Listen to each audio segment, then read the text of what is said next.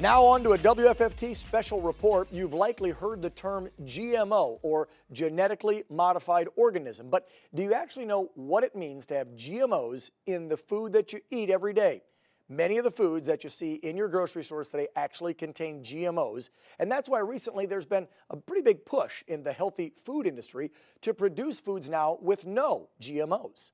To learn more exactly about what GMOs are, WFT's Kristen Kershane spoke with several local nutrition experts and local farmers who raise the crops with and without GMOs. Kristen joins us live in studio tonight with more on her special report, GMOs, What's in Your Food? And Kristen, I know this is something you pay a lot of attention to when you're shopping. That's right. Dan, store shelves are stocked full of them. Corn and soybean fields you drive by every summer and fall, even the cotton used to make your clothes and the ethanol fuel you put in your car. GMOs are everywhere. In 1996, Monsanto introduced the Roundup soybeans. That was our first major step in GMO crops. Nathan Schermerhorn farms genetically modified corn and soybeans in Wauwaka, Indiana. Some people believe GM food crops have pesticides grown into the food, which he says isn't true. It's not necessarily pesticides that are in these plants. It's proteins that animals and humans can digest that these bugs cannot.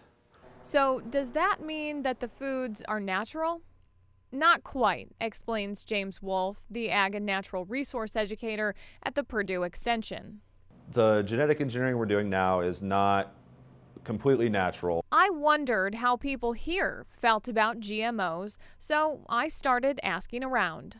I think they have their pros and cons, but generally I fall on the plus side of it. It's a little bit troublesome. I prefer to eat healthy, and I'd rather have something that's not been modified. I've heard they're bad.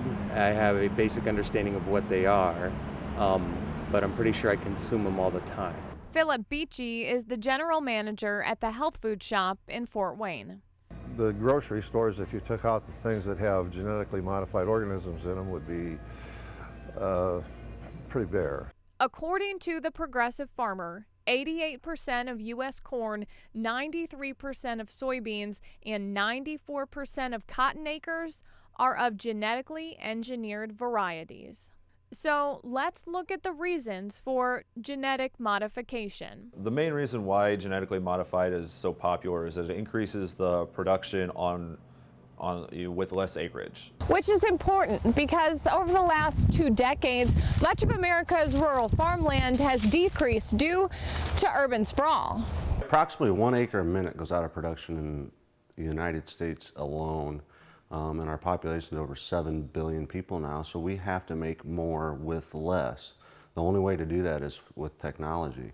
And because these crops are Roundup ready, that means less chemicals are actually being sprayed on the crops. We're spraying less pesticides on things because we have to make fewer passes with good herbicides than trying to make several passes with bad herbicides. Schermerhorn says that was a major consideration for him when switching to GMO crops. We'd go through pallet after pallet of granular insecticide and liquid insecticides, and now we don't. We just simply use fertilizer and plant the seed.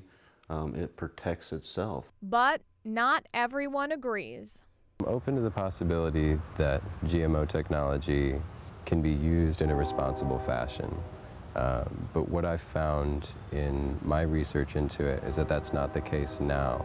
If we're going to introduce new and novel proteins from genetically engineered food, what's our immune system going to think about that? And we're already seeing some of that data to show up that we react more significantly to genetically engineered foods than we do the natural foods pre-genetic engineering.